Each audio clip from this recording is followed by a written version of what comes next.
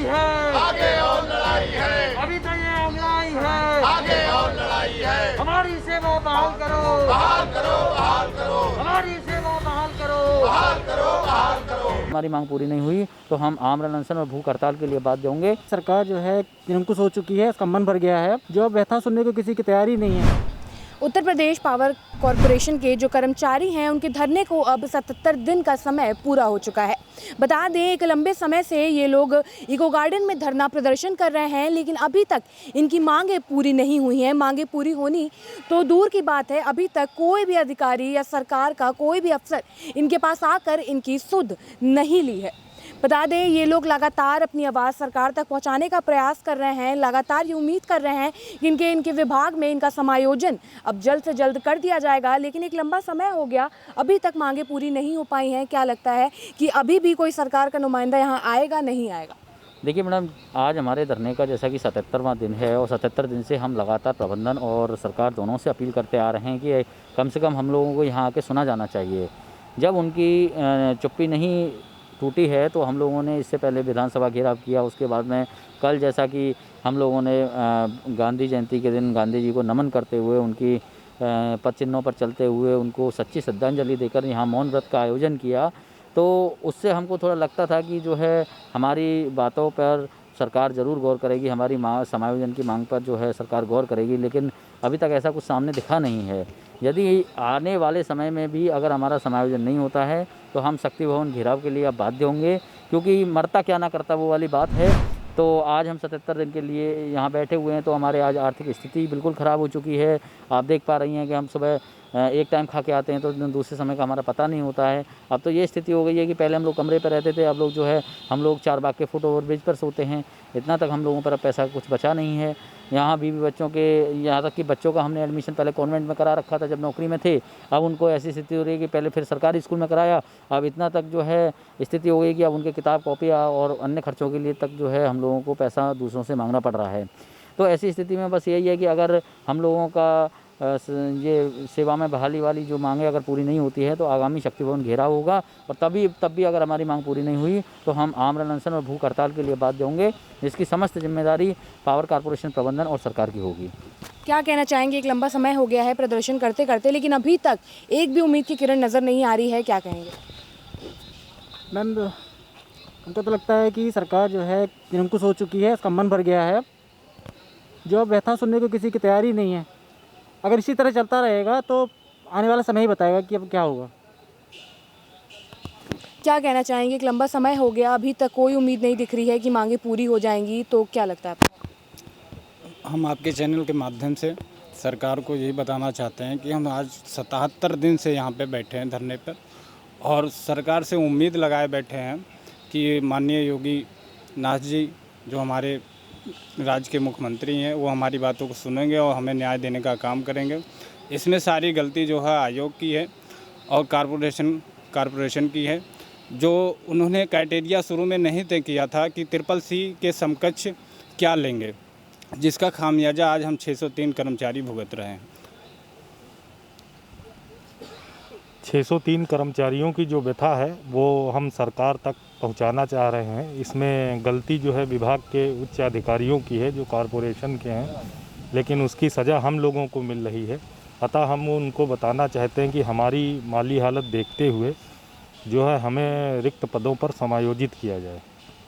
इतने दिनों से लगातार सभी लोग धरना प्रदर्शन कर रहे हैं, लेकिन अभी तक कोई ऐसा उम्मीद नहीं दिखी है, और अभी भी आप उम्मीद कर रहे हैं कि आपकी मांगे जल्द से जल्द पूरी हो जाएंगी, तो कब तक उम्मीद रखेंगे इसी तरह शांतिपूर्वक?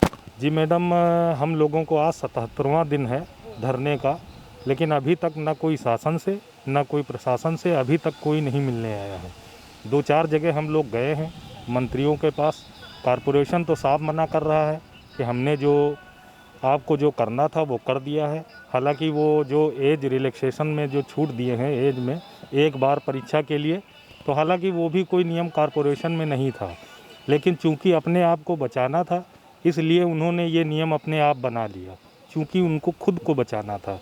अब चूंकि हमें बचाने का उनके पास कोई नियम नहीं है ऐसा बता रहे हैं, तो हम इस राम राज की सरकार से ये अपेक्षा करते हैं कि इस राम राज की सरकार में हमारे साथ न्याय होगा और दोषी अधिकारियों को दंड मिलेगा।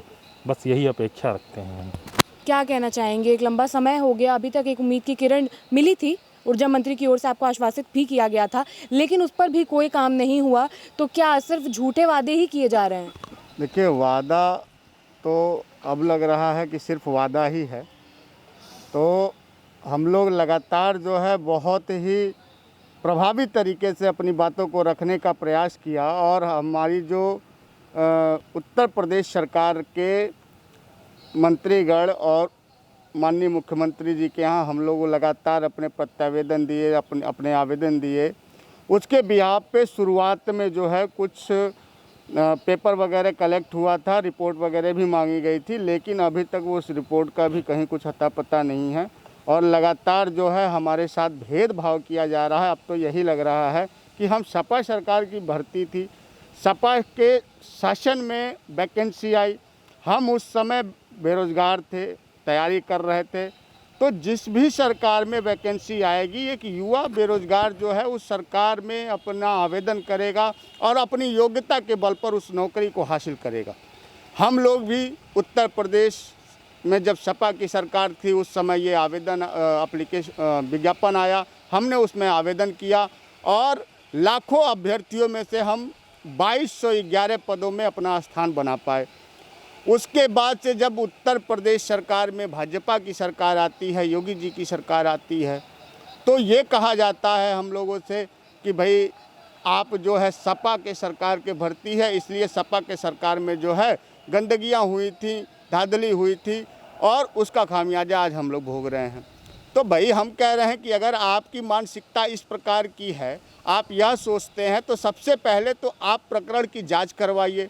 अगर उसमें कोई अधिकारी दोषी पाया जाता है या हम कर्मचारी दोषी पाए जाते हैं, तो मैं बार बार कहता हूं कि हमारे ऊपर कार्रवाई किया जाए। अगर दोषी अधिकारी पाए जाते हैं तो उन अधिकारियों के ऊपर कार्रवाई किया जाए, लेकिन ये भेदभाव करके सिर्फ और सिर्फ जो है हम कर्मचारियों के साथ ये घिनौना कार्य जो उत्तर प्रदेश पावर कॉरपोरेशन के अधिकारियों ने किया, ये कहीं पे भी क्षम्य नहीं है, और इसका खामियाजा हम लोगों के परिवारों की बद्दुआएं, हमारी बद्दुआएं उनको लगेगी और उनको भोगना पड़ेगा, और हम लोगों के आंखों के सामने उनको भोगना पड़ेगा कि जिस तरीके से हमारे साथ किया, हम लोगों का चरित्र हनन हुआ है, जिस तरीके से हम लोगों की जीवन भर की मेहनत का जो ये दुष्परिणाम इन्होंने साबित कर दिया कि एक सफलतम सेवा और एक सफलतम प्रयास के बाद जो है हम लोगों ने इस वैकेंसी में अपना स्थान हासिल किया था।